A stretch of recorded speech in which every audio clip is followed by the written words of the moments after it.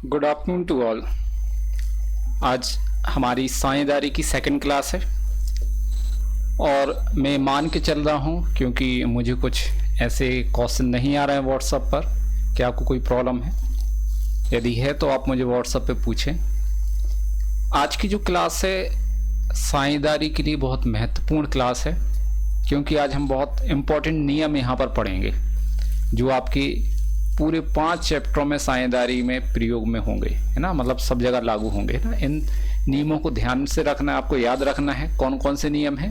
तो पहले हमने कल देखा था कि साझेदारी संलेख जो होता है वो साझेदारी संलेख लिखित या मौखिक हो सकता है, लेकिन लिखित अच्छा माना जाता है। साझेदारी संलेख जो लिखित है उसमें कितनी बातें होती हैं? 27, 29 कुछ ऐसी बातें होती है, जिसमें से हमने कल आपको 5 बताया था। तो वो 27, 29 जो बातें उसमें एक एक चीज लिखी जाती है कि साझेदारों को कितना लाभ का विभाजन होना है, लाभ का विभाजन किस अनुपात में होना है, पूंजी कितनी लगाएंगे, साझेदार कहाँ रहते हैं, उनके नाम पते क्या है, फर्म का नाम क्या है, पूंजी पर ब्याज कितने % है, आहरण पर ब्याज कितने % है। विभिन्न प्रकार की बातों का उल्लेख उसमें किया जाता है साझेदारी संलेख में। अब बात आता है कि साझेदारी संलेख जो होता है वो ऐच्छिक है, आप चाहे तो उसको बनाएं और चाहे तो ना बनाए, कोई प्रेशर नहीं है, आपके ऊपर दबाव नहीं है। यदि साझेदारी संलेख बना लेते हैं तो जैसा लिखा हम वैसा काम करते हैं, लेकिन यदि साझेदारी संलेख नहीं बनता है तब क्या होगा? तो यही आपके लिए महत्वपूर्ण है ना, कि जब साझेदारी संलेख नहीं होता है तो कौन कौन से नियम लागू होते हैं। इसको हम बोलते हैं साझेदारी संलेख के अभाव में लागू होने वाले नियम। और ये जो नियम है वो भारतीय साझेदारी अधिनियम 1932 की धारा 13 से 17 तक के प्रावधानों में दिया गया, धाराओं में दिया गया है। अब कौन कौन से नियम हैं, इसमें भी हम महत्वपूर्ण नियमों को लेंगे जो आपके लिए इनको याद रखना अति आवश्यक है। तो कौन कौन से नंबर देखेंगे आप कि आपका पहला नियम जो है वो कौन सा है? लाभ हानि अनुपात। ठीक है, लाभ हानि अनुपात मतलब साझेदारी संलेख के अभाव में, संलेख नहीं बना है तो साझेदारों के मध्य जो लाभ हानि का विभाजन है वो समान अनुपात में होगा, बराबर बराबर बांटी जाएगी। तो देखो लिखा है साझेदारी संलेख के अभाव में साझेदारों में, है ना, यहाँ से की जगह क्या लिखना है अपन को? में, साझेदारों में। ठीक है, लाभ हानि किस अनुपात में बांटेंगे अपन? समान, समान मतलब बराबर बराबर बांटी जाती है। ठीक, पहला नियम ये आपको याद करना है क्योंकि बिना इन नियमों को याद किए आप सवाल नहीं कर पाएंगे। तो इनको तो ये बिल्कुल वेरी वेरी IMP लिख लें, very very IMP, most IMP है आपके लिए पूरी साझेदारी के लिए। ठीक है, इनको ध्यान रखना है आपको। अब आता है सेकंड, पूंजी पर ब्याज। तो किसी भी साझेदार को संलेख के अभाव में पूंजी पर कोई ब्याज नहीं दिया जाएगा। ये ध्यान रखना है कि साझेदारों को पूंजी पर ब्याज नहीं दिया जाएगा। कब? जब साझेदारी संलेख नहीं बना, मतलब साझेदारी संलेख के अभाव में। ठीक, वेतन व कमीशन। तो साझेदारी संलेख के अभाव में किसी भी साझेदार को व्यापार संचालन हेतु कोई पारिश्रमिक नहीं दिया जाएगा, मतलब उसको ना कोई वेतन दिया जाएगा ना कमीशन दिया जाएगा, कुछ भी कोई पारिश्रमिक नहीं दिया जाएगा। फोर्थ नियम, ऋण पर ब्याज। यदि कोई साझेदार पूंजी के अतिरिक्त फर्म को जो ऋण देता है उसे ऋण पर 6% प्रति वर्ष या वार्षिक ब्याज दिया जाएगा, है ना। तो ने क्या बोला है कि यदि कोई साझेदार फर्म को पूंजी के अतिरिक्त ऋण देता है तो उसे 6% वार्षिक या प्रति वर्ष क्या दिया जाएगा? ब्याज दिया जाएगा। ये ध्यान रखना है कि जो आपका 6% है वो कैसा है? 6% वार्षिक, है ना, प्रति वर्ष, सालाना है जी। फिर आता है आहरण पर ब्याज। तो किसी भी साझेदार से आहरण पर कोई ब्याज नहीं लिया जाएगा। हम पूंजी पर कोई ब्याज नहीं देते हैं और आहरण पर कोई ब्याज नहीं लेते हैं। ठीक, विवादों का निपटारा। तो साझेदारी संलेख के अभाव में यदि साझेदारों के मध्य विवाद हो जाते हैं, लड़ाई झगड़े होते हैं, तो उनको कैसे सुलझाया जाएगा, कैसे उसका निपटारा किया जाएगा? तो बहुमत के आधार पर। किसके आधार पर होगा? बहुमत के आधार पर। बहुमत के आधार पर आपको मालूम ही चुनाव है, नेता खड़े हुए हैं, ये मान लेते हैं 2 व्यक्ति हैं चुनाव में। ठीक है, इन दोनों के बीच में क्या हो गए? झगड़े हो गए, विवाद हो गए। अब कौन सही बोल रहा है, इनका निपटारा करना है, ये सही बोल रहा है या ये सही बोल रहा है? तो अपन देखते हैं भाई कि भाई व्यक्ति खड़े हैं तो इस व्यक्ति के लिए, है ना, हाथ खड़े करने की बात आई तो 1 और 2 व्यक्तियों ने हाथ खड़े किए इसके लिए कि भाई हम तुम्हारे फेवर में, और इसके लिए कितने व्यक्तियों ने हाथ खड़ा कर दिया, मान लेते हैं 1 साझेदार ने हाथ खड़ा किया कि भाई हम तुम्हारे फेवर में हैं। तो भाई यहां पर कितने व्यक्ति हैं उसके फेवर में, 2, इसलिए ये जीतेगा, मतलब ये वाला व्यक्ति सही हुआ। तो विवादों का निपटारा जो है वो बहुमत के आधार पर होगा, जिस साझेदार के पक्ष में ज्यादा व्यक्ति होंगे वो, ठीक है। अब यहां पर देखते हैं कि आगे, अब साझेदारी संलेख के अभाव में लागू होने वाले नियम जो हैं आपको ये याद रखना है, इसका हम एक शॉर्ट रिवीजन करते हैं, ठीक है। शॉर्ट रिवीजन जो है तो कैसा है कि पहली चीज, साझेदारी संलेख के अभाव में लागू होने वाले नियम, शॉर्ट रिवीजन, साझेदारों के मध्य लाभ हानि बराबर बराबर बांटी जाएगी। कैसे बांटेंगे, बराबर बराबर, ये निशान लगा दिया हमने। फिर साझेदारी संलेख के अभाव में किसी भी साझेदार को पूंजी पर कोई ब्याज नहीं दिया जाएगा, दूसरा नियम। तीसरा, साझेदारी संलेख के अभाव में किसी भी साझेदार को कोई वेतन या कमीशन नहीं दिया जाएगा, मतलब कोई भी पारिश्रमिक नहीं देंगे। ऋण पर ब्याज, यदि कोई साझेदार पूंजी के अतिरिक्त फर्म को ऋण देता है तो उसे 6% वार्षिक, कैसा, 6% वार्षिक ब्याज पाने का अधिकार है। फिर साझेदारी संलेख के अभाव में किसी भी साझेदार से आहरण पर कोई ब्याज नहीं लिया जाएगा। फिर छठवां, साझेदारों के मध्य विवादों का निपटारा जो है वो बहुमत के आधार पर, ठीक है, किसके आधार पर, बहुमत के आधार पर लिया जाएगा, ठीक है। तो ये आपका रिवीजन था जो हमने आपको शॉर्ट में बता दिया। आप इसको जो पॉइंट जो दिए हैं इनको थोड़ा ध्यान रखें, डिटेल तो आपको लिखने के लिए आता ही है, लेकिन यहाँ पर एक पॉइंट आपको याद होना चाहिए। 6 में से 5 तो ये बहुत इंपॉर्टेंट है, ये 5 जो शुरुआत के हैं इनको प्रैक्टिकल में हमेशा उपयोग किया जाता है, ज्यादातर उपयोग होता है, ठीक है। आगे देखेंगे। अब हमने कल जो पढ़ा था साझेदारी संलेख, साझेदारी संलेख क्या है, तो एक साझेदारी संलेख जो होता है वो साझेदारी के संचालन से संबंधित नियम, शर्तें और साझेदारों के दायित्व कर्तव्यों के बारे में उल्लेख किया जाता है कि साझेदारी का संचालन कैसे किया जाएगा, किसके क्या दायित्व होंगे, क्या कर्तव्य होंगे, इन सब चीजें, बातों का उल्लेख करते हैं। एक एग्जाम्पल, मतलब आपको एक हमने एक फॉर्मेट बता दिया कि भाई इस टाइप से एक आपका स्टाम्प होता है, उस स्टाम्प पे लिखा जाता है, एक्चुअल में इंग्लिश में है ना, तो उस स्टाम्प पे ये लिखा हुआ है पार्टनर, डीड ऑफ पार्टनरशिप, मतलब ये क्या है, साझेदारी संलेख, है ना, साझेदारी संलेख है, ऐसा अपन लिख देते, हिंदी में लिखते हैं वहां पर साझेदारी संलेख। और अब यहाँ पर पूरे पार्टनर्स के नेम होंगे, एड्रेस होंगे, क्या है, कहाँ, कैसे, कितने पार्टनर्स हैं, फिर इसके बाद पूरे पार्टनर्स की कैपिटल क्या है, पार्टनर्स के कैपिटल पर इंटरेस्ट चार्ज करना है या नहीं करना, इन सभी बातों का डिटेल डिस्क्रिप्शन जो है, विवरण है, वो इस साझेदारी संलेख में दिया जाता है, ठीक है। इस संलेख कहलाता है, रिटर्न में होता है, ठीक। तो आगे हम देखेंगे नेक्स्ट, ये अब फर्म में, यहां पर के नहीं है, क्या है, में, फर्म में कौन साझेदार हो सकता है, ठीक है, फर्म में कौन साझेदार हो सकता है। तो सिंपल सी बात है, जो व्यक्ति अनुबंध कर सकता है, एग्रीमेंट कर सकता है, वह साझेदार बन सकता है। अतः साझेदार बनने या अनुबंध करने के लिए आवश्यक है कि, मतलब जो व्यक्ति साझेदार अनुबंध कर सकता है वो क्या बन सकता है, साझेदार। तो हमेशा बोल सकते हैं कि अनुबंध करने के लिए क्या आवश्यक है या साझेदार बनने के लिए क्या आवश्यक है। तो पहली बात, व्यक्ति वयस्क अर्थात 18 वर्ष की आयु पूर्ण कर चुका हो। पहला कि उसको कितने साल, 18 वर्ष की आयु पूर्ण करना होना चाहिए। जैसे आप वोट डालने जाते हैं तो आपकी आयु कितनी होनी चाहिए, 18 वर्ष, ठीक है।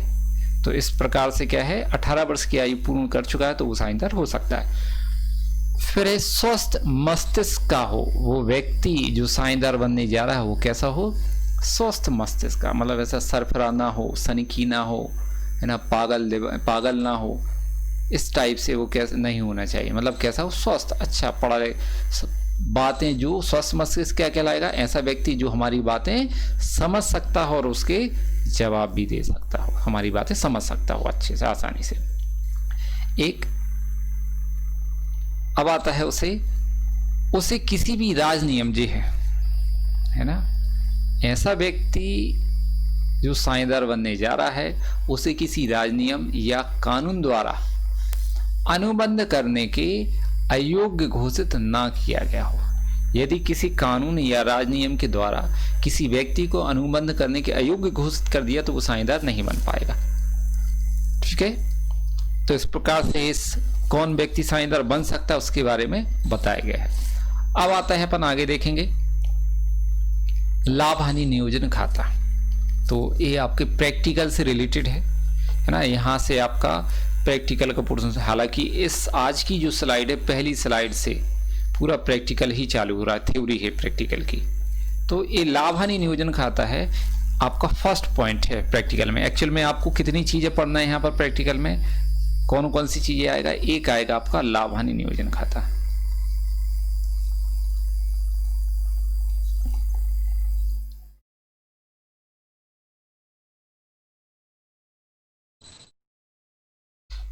जैसे कि आपने गैर व्यापारिक संस्था में सबसे पहले पढ़ा था प्राप्ति भुगतान खाता, तो यहां पर हम क्या पढ़ेंगे, लाभ हानि नियोजन खाता। दूसरा वहां पर हमने पढ़ा था आय व्यय खाता, तो यहां पर हमें पढ़ना पड़ेगा पूंजी खाते। सब चीजों के बारे में आपको हम पढ़ाएंगे आगे धीरे धीरे।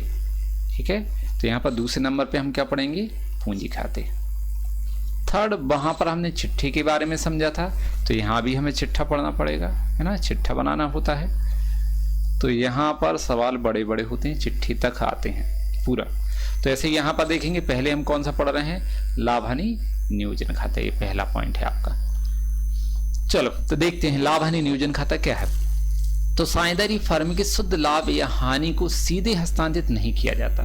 मतलब साझेदारी फर्म का जैसे एकाकी व्यापार होता है, उसमें फर्म का जो लाभ या हानि होता है उसको सीधा पूंजी खाते में ट्रांसफर कर देते हैं। लेकिन साझेदारी फर्म का लाभ या हानि जो है उसको सीधे हम पूंजी खाते में या कहीं पर हस्तांतरित नहीं करते, बल्कि एक अन्य खाता बनाया जाता है, एक हम दूसरा खाता तैयार करते हैं जिससे फर्म का शुद्ध लाभ या जिसमें क्या करते हैं, फर्म का शुद्ध लाभ या हानि लिखी जाती है। तो यहाँ पर से नहीं, यहाँ पर क्या आएगा, मैं,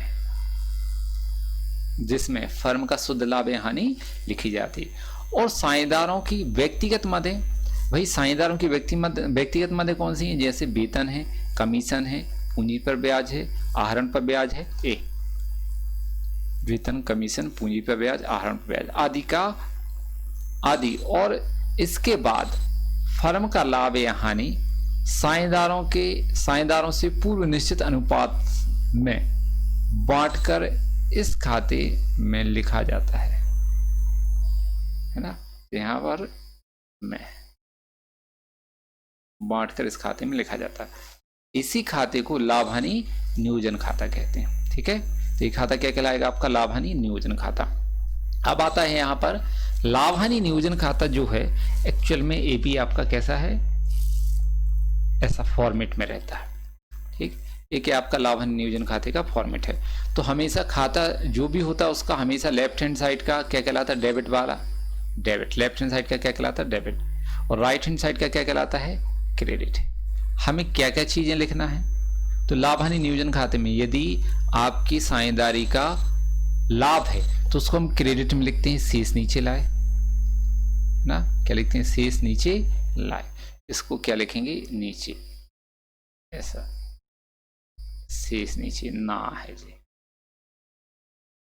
शेष नीचे लाए, नीचे पूरे नहीं लिखते, ना में बड़ी की बिंदी रख दी, ला में यहाँ की और बिंदी रख दी, जैसे 11th में आपको बताएगा, शेष नीचे लाए, ब्रैकेट में लिख देंगे लाभ। और यदि हानि है तो हम उसको कहाँ लिखते हैं, डेबिट में, शेष नीचे लाए और ब्रैकेट में लिख देंगे हानि। यदि लाभ है तो क्रेडिट में लिखेंगे, हानि है तो डेबिट में। एक ही चीज हो सकती, दोनों नहीं होंगी, या तो लाभ होगा या हानि।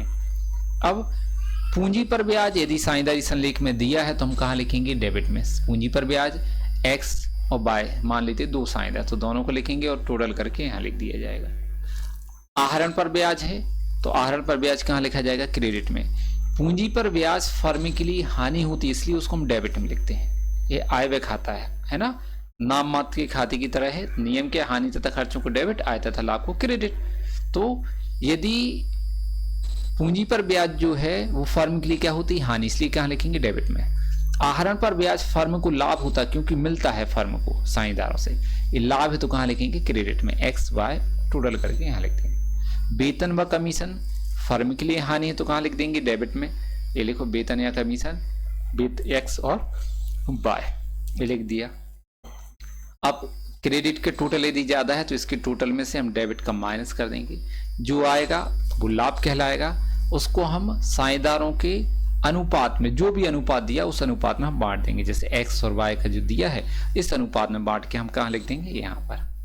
ठीक, ये आ गया। अब है आपका आगे का पोर्शन, तो ये लाभ हानि। और यदि मान लो डेबिट का ज्यादा है तो हानि होती है, उसको हम यहाँ लिख देंगे, क्रेडिट में लिख देंगे हानि, और उनके नाम लिख देंगे एक्स वाई, यहाँ पर पैसे लिख के इसका टोटल करके यहाँ लिख देंगे। ठीक है, ये आ जाएगा। अब देखते हैं हम आगे। आगे आपके लिए एक क्वेश्चन है। ठीक, इस क्वेश्चन को हमें सॉल्व करना है, तो पहले हम क्वेश्चन पढ़ लेते हैं, देखते हैं क्या है। ए वाला जो लिखा हुआ हमने यहाँ पर कॉर्नर में शुरुआत में, ये आपका क्या दिया है, क्वेश्चन है पेज नंबर 115 पर, क्वेश्चन नंबर 4। हमने आपको फर्स्ट क्वेश्चन क्यों नहीं बताया, क्योंकि यहाँ पर हम सिस्टम से पढ़ेंगे, पहला क्वेश्चन नहीं है यहाँ। सिस्टम हमारा पहला लाभ हानि नियोजन खाता हमें सीखना है, उसके बाद हमें पूंजी खाते सीखना है, फिर हम चिट्ठा देखेंगे। तो क्वेश्चन में जो किताबों में दिया हुआ है वो आगे पीछे है, अपन उसको सिस्टम से करेंगे। तो यहाँ पर देखेंगे सबसे पहले लाभ हानि नियोजन खाते से संबंधित क्वेश्चन। तो क्या है क्वेश्चन आपका, क्वेश्चन नंबर 4 पेज नंबर 115 पर, और नहीं है तो आप यहाँ पर लिख सकते हैं, उसको रोक कर पॉज करके वीडियो को। एक्स वाई और जेड एक फर्म में साझेदार हैं, उनकी पूंजी क्रमशः 20,000, 10,000 और 4,000 है, जिन पर उन्हें 5% ब्याज पाने का अधिकार है। पूंजी पर ब्याज का प्रबंध करने से पहले ये चीज, ये लाइन जो है बहुत महत्वपूर्ण है, आपको सवालों में मिलेगी बार बार। क्या लिखा है, पूंजी पर ब्याज का प्रबंध करने से पहले वर्ष का लाभ कितना है, 1100। एक होता है पूंजी पर ब्याज करने के बाद या कोई भी चीज का प्रबंध करने के बाद, और एक होता है प्रबंध करने के पहले। तो ये चीज इंपॉर्टेंट है, दोनों सवाल को प्रभावित करते हैं। तो क्या लिखा है, पूंजी पर ब्याज का प्रबंध करने से पहले, इसका मतलब है अब आपको पूंजी पर ब्याज सवाल में लिखना है लाभ हानि नियोजन खाते में। लाभ हानि कैसे बांटते हैं, बराबर बांटते हैं। लाभ हानि नियोजन खाता बनाइए। तो यहां पर हम इसका प्रारूप बना लेते हैं सबसे पहले। यहां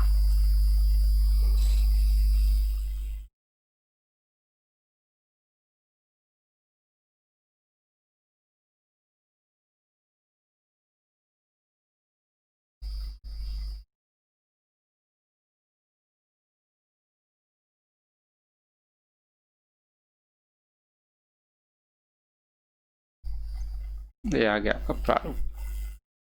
हेडिंग डाल देंगे हम,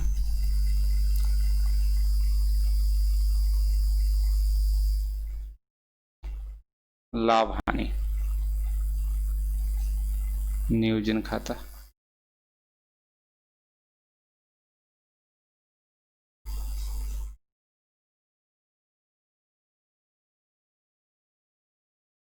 ना 31 मार्च वर्ष के अंत में बनाएंगे, जो भी है सन। अब सन नहीं दिया तो हम मान लेते हैं 2020 का है। ठीक, यहाँ पर लिख देंगे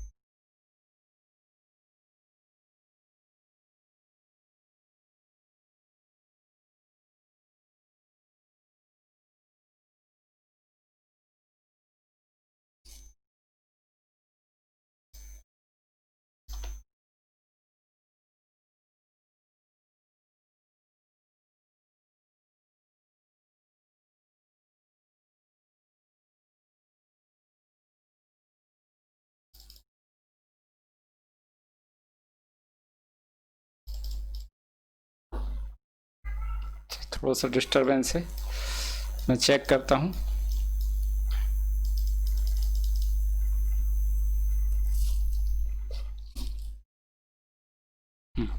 सही हो गया। तो देखेंगे हम यहाँ पर ये वाला, यहाँ पर हम लिख देंगे विवरण,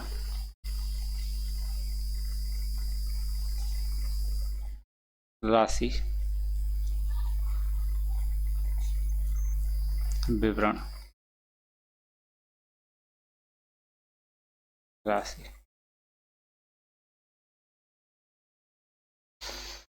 हाँ, तो अब पहला काम है हमारा कि जब हम लाभ हानि नियोजन खाता तैयार करते हैं तो हमें देखना लाभ दिया है आपका, कितना दिया है 1100 रुपये। तो हम लाभ है तो कहाँ लिखेंगे, क्रेडिट में। इसको हम लिखते हैं शेष नीचे लाए, ब्रैकेट में लिख देंगे लाभ, लाभ है ना 1100 रुपये, ये लिख दिया। अब क्या लिखा है इनको कि साझेदारों को पूंजी पर ब्याज दिया जाता है, और पूंजी पर ब्याज जो है वो फर्म के लिए क्या होती है, हानि। तो हानि तथा खर्चों को डेबिट, हम डेबिट साइड लिखेंगे यहां पर। पूंजी पर ब्याज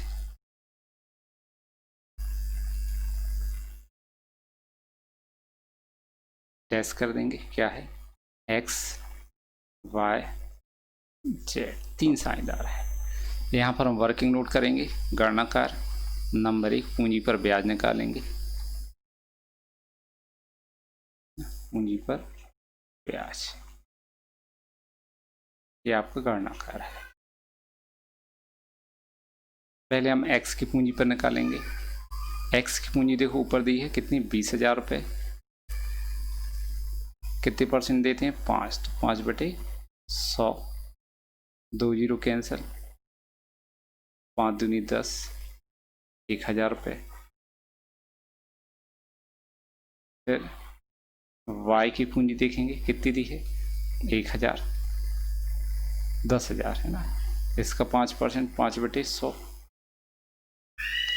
2 जीरो कैंसिल यहाँ पर, तो कितना बचेगा 500 है ना, 500 आ गया। जेड की पूंजी, जेड की पूंजी कितनी है, 4,000, 4,000 का 5% लेंगे हम यहाँ पर, 5/100, 2 जीरो इसके भी कैंसिल, और 5 को 20, कितना आ जाएगा 200। पूंजी पर ब्याज फर्म के लिए हानि होती है तो हम डेबिट में लिखेंगे। जो एक्स की पूंजी उस पर कितना ब्याज है, 1,000।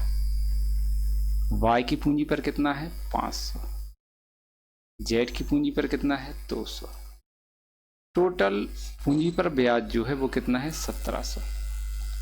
अब ये देखो कि आपका डेबिट का टोटल जो, और तो कुछ है नहीं है, वेतन ब्याज वगैरह कुछ नहीं है, पूंजी पर ब्याज था हो गया है, तो हमारे डेबिट का टोटल ज़्यादा है। यहाँ का टोटल कितना है, 1700 ना, क्रेडिट का कम है, क्रेडिट का कितना है 1100। तो यहाँ पर हम दूसरा काम करेंगे, 1700 में से माइनस कर देंगे 1100, तो हानि हो गई कितने की, 600। ये हानि शुद्ध हानि, जो हमें साझेदारों में उनकी लाभ हानि अनुपात में बांटना है। तो तीसरा आपका रफ काम जो है, तीसरा रफ काम ये है हानि। हानि कितनी आ गई आपकी, 600 रुपये। इस 600 रुपये को साझेदारों को कैसे बांटना है, देखो ये लिखा है कैसे बांटते हैं, बराबर ना, लास्ट लाइन में कि लाभ हानि बराबर बांटते हैं। तो बराबर का मतलब 3 साझेदार हैं, इनके जब भी बराबर की बात आती तो अनुपात हम लेंगे 1:1:1, ठीक है। हमेशा बराबर के लिए जब भी आएगा तो जितने साझेदार हैं उतने बार 1:1 लिख दो। 3 साझेदार हैं तो 3 बार 1:1:1, 2 होते तो 2 बार 1:1, 2 से कम नहीं हो सकते इनका, 1, 2 और 1, 3। यहाँ पर कितने डिवाइडेड होंगे, 3 साझेदार हैं तो 3 आ जाएगा, 3 से डिवाइड करो, 3 दूनी 6, 1 का गुणा कर दो तो कितना आएगा 200, फिर 1 का गुणा करो तो 200, 200 मतलब हानि में हिस्सा कितना है, 200 रुपये। तो यहाँ पर हानि है तो कहाँ लिखेंगे, क्रेडिट में है ना, मतलब जो बचा हुआ है, तो यहाँ पर लिख देंगे हानि जो आपको हानि बांटना है, x, y और z। x कितनी है 200, y के कितने हैं 200 और z के कितने हैं 200। टोटल कितना हुआ 600 रुपये। इन दोनों का टोटल कर देंगे, कितना आ जाएगा 1700 रुपये। चलो, तो ये है आपका क्वेश्चन। यदि इस क्वेश्चन में आपको कोई डाउट हो, कोई प्रॉब्लम हो, ना समझ में आया हो, तो आप पूछ सकते हैं। यहाँ पर ज़्यादा कोई टफ नहीं है क्वेश्चन के, एक एक पॉइंट से ही अपना आगे बढ़ेंगे। ठीक, थैंक यू।